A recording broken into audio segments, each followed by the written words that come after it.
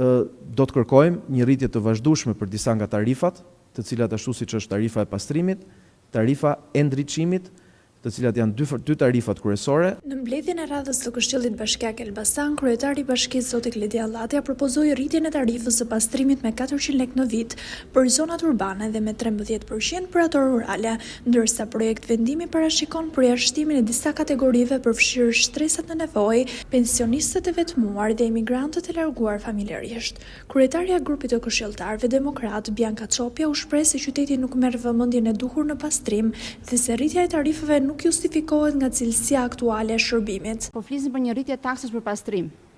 Për çfarë pastrimi? Se qytetarët çdo ditë shikojnë kosha të mbushur plot. Çdo ditë hasen me plera kudo në rrugë, me lagje të tëra, të cilat janë në mëshirë të fatit. Dhe mbi të gjitha një pyetje është me çfarë fytyre i paraqiten qytetarët me këtë rritje taksash? A i keni rritur ju shërbimin me këtë rritje taksash? A është shërbimi i ndriçimit? A është shërbimi i pastrimit?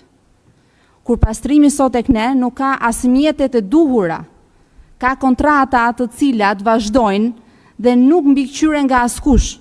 Pavarësisht debateve mes këshilltarëve të majtë dhe të djathtë, pika u miratua duke u mbështetur nga shumica.